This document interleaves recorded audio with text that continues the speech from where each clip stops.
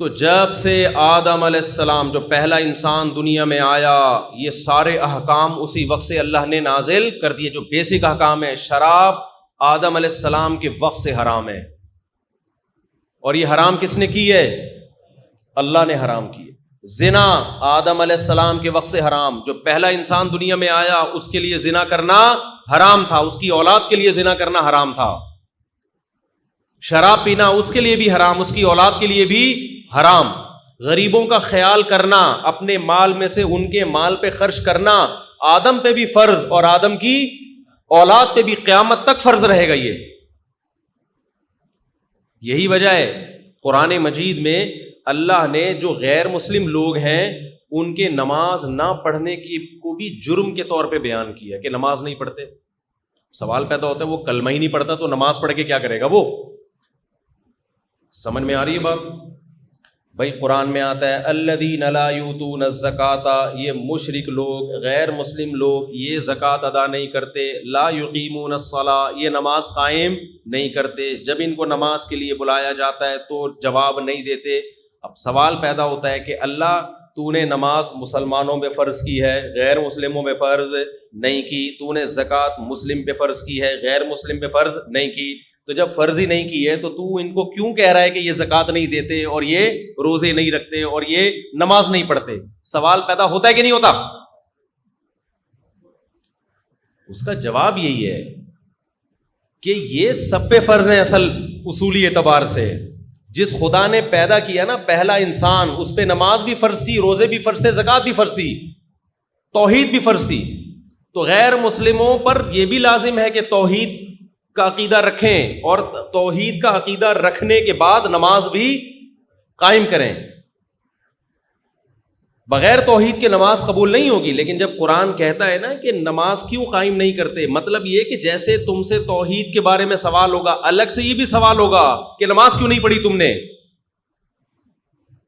اگر وہ جواب میں کہتا ہے کہ اللہ غیر مسلم کی نماز قبول نہیں ہے، تو اللہ کہتے ہیں جیسے بے وضو کی نماز قبول نہیں ہے، اسے کہا جاتا ہے کہ نماز پڑھو، تو وضو کا حکم اس میں خود بخود داخل ہوتا ہے کہ نہیں ہوتا؟ آپ نے کسی سے کہا نماز پڑھو، اس نے پڑھ لی، آپ نے کہا وضو کیا تو کہہ رہے وضو تو نے نماز پڑھنے کا بولا تھا، وضو کا تھوڑی بولا تھا. تو ہم کیا کہیں گے؟ بھائی نماز کے لیے شرط کیا ہے؟ وضو. تو ہم ملامت تو اس کو نماز نہ پڑھنے پر الگ سے کر رہے ہیں، وضو پہ الگ سے نہیں کر رہے، اس لیے کہ وہ اس کے ضمن میں داخل ہے. تو اسی طرح قرآن کہتا ہے ہم غیر مسلموں سے روزے کے بارے میں بھی سوال پوچھیں گے قیامت کے دن، نماز کے بارے میں بھی، زکوٰۃ کے بارے میں بھی. اگر وہ یہ کہے گا کہ اللہ توحید کے بغیر تو یہ چیزیں قبول نہیں تھیں، تو اللہ کہے گا کہ یہ چیز اس میں داخل تھی کہ تجھے نماز پڑھنی تھی، اسلام قبول کر کے عقیدہ توحید رکھ کے، یہ تیرے ذمے تھے کہ نماز پڑھ تو. اس سے پتہ چلتا ہے کہ غیر مسلم سے جہاں اسلام کا سوال ہوگا قیامت کے دن، الگ سے نماز کا اور زکوٰۃ کا بھی سوال ہوگا. یہ قرآن میں ہے. یہ تو یہ اتنے بڑے احکام ہیں کہ یہ تو ہماری نیچر کا حصہ ہیں. آج کل جو لبرل لوگ ہیں نا، انہوں نے انسانوں کو میڈیکل سائنس کی بیس پہ جانوروں پہ قیاس کیا ہوا ہے. وہ کہتے ہیں انسان کے لیے الگ سے کوئی خدائی قوانین کی ضرورت بولو نہیں. لہذا وہ میڈیکل سائنس تو یہی کہتی ہے گدھے اور انسان میں کوئی فرق. ابے بولو نا یار، میڈیکلی تو کوئی فرق نہیں ہے نا. وہ بھی دیکھتا ہے، آپ بھی دیکھتے ہو. بھائی بات یہ ہے کہ میڈیکلی فرق نہیں ہے، لیکن روحانی طور پر زمین اور آسمان کا فرق ہے. یہی وجہ ہے کہ کسی انسان کو گدھا بولتے وہ غصے سے پاگل ہو جائے گا اور وہ حرکتیں کرے گا جو گدھا بھی نہیں کرتا، اتنا پاگل ہو جائے گا غصے سے. بھائی سوال پیدا ہوتا ہے کیا ہو گیا اگر گدھا بول دیا ہم نے؟ آپ بھائی گدھا بھی کھاتا ہے، پیتا ہے، خواہشات ہیں اس میں، چلتا ہے. آپ بھی کھاتے ہو، پیتے ہو، اس کی الگ قسم کی خوراک ہے، آپ کی تھوڑی ڈیفرنٹ قسم کی ہے. اور کیا فرق ہے دونوں میں؟ فرق کس کا ہے؟ روح کا، دماغ کا، سوچ کا. اس سوچ کو ٹھیک کرنا یہ میڈیکل سائنس کا کام نہیں ہے. میڈیکل سائنس یہ بتا سکتی ہے کہ جھوٹ بولنے سے کیا نقصان ہوتے ہیں. کہتے کچھ بھی نہیں ہوتا جھوٹ بولنے، بلکہ جھوٹ بول کے آپ زیادہ اچھا کھا سکتے ہو. آج کل کسٹم میں جھوٹ بول بول کے تو مال نکالا جا رہا ہے سارا. دیکھو ایک ڈاکٹر کے پاس گئے آپ, ڈاکٹر نے کہا آپ کے لیے نٹس کھانا, خشک میوہ کھانا بہت ضروری ہے ورنہ مر جاؤ گے آپ. آپ کہو گے ڈاکٹر صاحب میری جیب میں تو پیسے ہی نہیں, میں تو غریب آدمی ہوں. ڈاکٹر کہتے ہیں چلو بوائل انڈے کھا لیا کرو صبح. ڈاکٹر صاحب انڈے کے پیسے بھی نہیں ہیں. ڈاکٹر کیا کہے گا, بھائی میڈیکل سائنس جو ہے یہ انسان کی صحت وہ خوراک دیکھتی ہے, جیب بولو نہیں دیکھتی.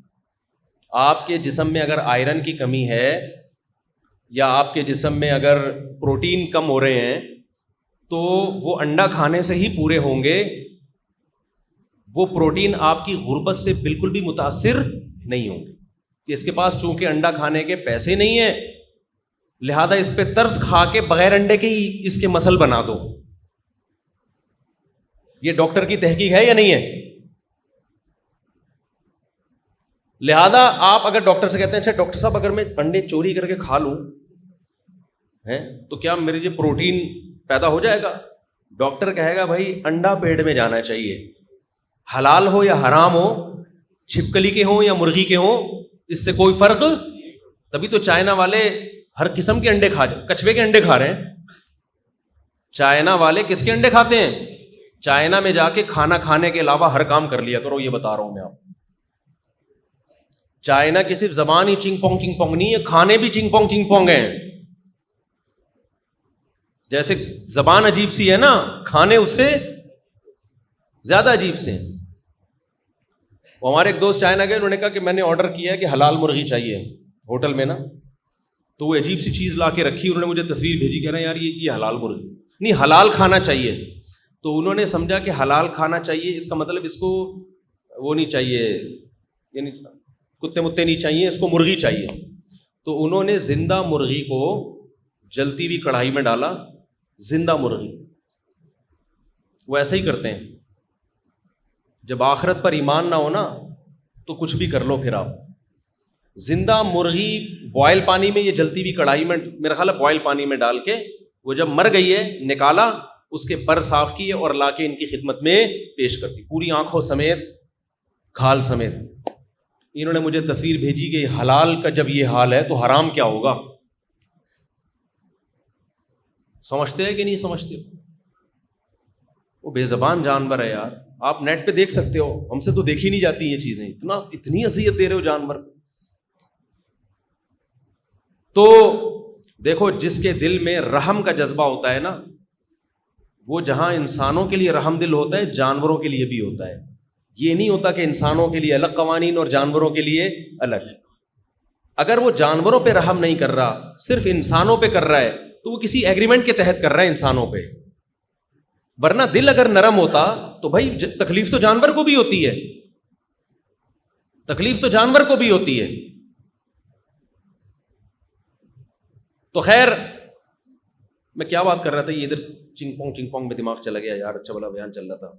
وہ چائنا جب دماغ جاتا ہے نا تو وہ کتا یاد آتا ہے مجھے, پکا کے کسی کو کھلایا تھا رمضان پہ, تو کر رہا تھا یہ جی. ابے نہیں یار, یہ بالکل اینڈ میں کہاں سے,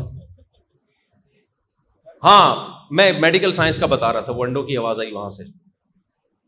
تو آپ مجھے بتاؤ, ڈاکٹر کے پاس آپ گئے, ڈاکٹر صاحب انڈا کھانے کے پیسے نہیں ہیں. اچھا میں اگر ڈاکٹر صاحب انڈا چوری کر کے کھا لوں, چوری کر کے انڈا کھا لوں تو کیا پروٹین پورے ہو جائیں گے؟ ڈاکٹر کیا کہے گا, بھائی انڈا چوری کا ہو, حلال ہو, حرام ہو, انڈا انڈا ہوتا ہے. جب باڈی میں جائے گا تو آپ کا پروٹین بڑھے گا, پروٹین ملے گا باڈی کو. تو پروٹین کی جو کمی ہے پوری ہوگی آپ میں. لیکن آپ جب مفتی صاحب کے پاس آؤ گے, یا مفتی صاحب چھوڑو, آپ پیغمبروں کے پاس جاؤ گے, پیغمبروں کے پاس, یا پیغمبروں کے علم حاصل کرنے کے لیے کسی مولانا کے پاس جاؤ گے. مولانا صاحب باڈی میں پروٹین آپ کو نظر آ رہا ہے, آپ کی تو اتنے ہیں ماشاءاللہ, میرے بالکل بھی, کیونکہ مولانا صاحب کے عام طور پہ ذرا زیادہ سے ہی ہوتے ہیں عام طور پہ, میرے بالکل بھی نہیں ہیں. ہڈیاں نظر آ رہی ہیں, آپ دیکھ رہے ہیں, کھچڑی کھا کھا کے ایسا ہو گیا ہوں میں غربت کا مارا. ڈاکٹر نے کہا ہے کہ انڈے کھاؤ, ڈاکٹر نے کیا کہا ہے, انڈے کھاؤ. انڈوں کے پیسے میرے پاس نہیں ہیں, غربت, مہنگائی, تو کیا میں انڈا چوری کر کے کھا سکتا ہوں؟ اس سے پروٹین لیول پورا ہوگا کہ نہیں ہوگا؟ مولانا صاحب کیا کہیں گے بھائی؟ ان کا ٹاپک میڈیکل سائنس نہیں ہے، ان کا ٹاپک کیا ہے؟ دین کا علم ہے، وہ علم جو انسان کو انسان بناتا ہے، انسان اور گدھے میں فرق کرتا ہے۔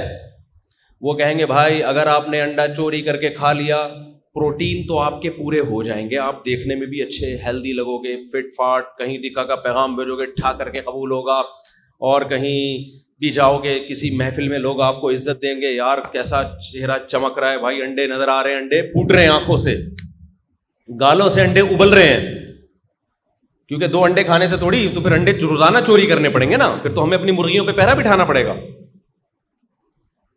لیکن میرے بھائی آخرت آپ کی تباہ ہو جائے گی، اور اللہ کی نظر میں آپ اس آیت کے مصداق ہوں گے، اولئک کالانعام بل ہم اضل۔ قرآن کہتا ہے وہ لوگ جو خدا کی نافرمانی کرتے ہیں وہ جانوروں کی طرح ہیں، گدھے گھوڑوں کی طرح ہیں، بلکہ ان سے بھی بدتر ہیں۔ روحانی طور پر آپ میں اور گدھے گھوڑے میں کوئی فرق نہیں رہے گا، بلکہ قرآن کہہ رہا ہے اس سے بدتر ہو جاؤ گے، کیونکہ گدھے گھوڑے میں سینس نہیں ہے، آپ کو اللہ نے سینس دی ہے، پھر بھی آپ چوری کر رہے ہو۔ اب چونکہ لبرل قسم کے مولانا بھی مارکیٹ میں بہت آ گئے ہیں، اگر وہ مولانا لبرل قسم کے ہوئے تو جواب چینج ہوگا ان کا، کہیں گے ایکچولی پروٹین چونکہ باڈی کی ریکوائرمنٹ ہے، کل آپ کا پیپر ہے، آپ رمضان کا روزہ چھوڑ سکتے ہیں۔ ایک مشہور مفسر ہے نا، جنہوں نے اسکالر، آپ جانتے ہیں نا ان کو، مشہور اسکالر ہیں جنہوں نے فتویٰ دیا ہے کہ کل آپ کا اگر پیپر ہے تو آپ فرض رمضان کا روزہ چھوڑ سکتے ہیں، کہ ایسا بالکل حرام ہے۔ رمضان کا روزہ اسلام کا رکن ہے، رکن کہتے ہیں جس کے بغیر عمارت ہی کھڑی نہ ہو، صرف سفر اور بیماری میں چھوڑنے کی اجازت ہے، اس کے علاوہ قطعاً اجازت نہیں ہے۔ تو اگر لبرل قسم کے مولانا ہوں گے وہ کہیں گے کہ بھائی پروٹین چونکہ باڈی کی ریکوائرمنٹ ہے، اس کے بغیر آپ زندہ نہیں رہ سکتے، لہذا مجبوراً آپ چوری کر کے کھا سکتے ہیں۔ لیکن جس عالم کو عمق ہوگا نا دین کے علم میں، گہرائی ہوگی، وہ کہے گا کہ جان اگر جا رہی ہو نا، جب مرنے لگو اس وقت تو آپ بقدر ضرورت کھا سکتے ہو، فیوچر میں موت کا پروٹین جب کم ہو جاتے ہیں اتنی جلدی نہیں مرتا آدمی، ایسے تو ہر آدمی مرنے والا ہے۔ کراچی میں کوئی ایک بندہ دکھاؤ جس میں سب کچھ پورا ہو۔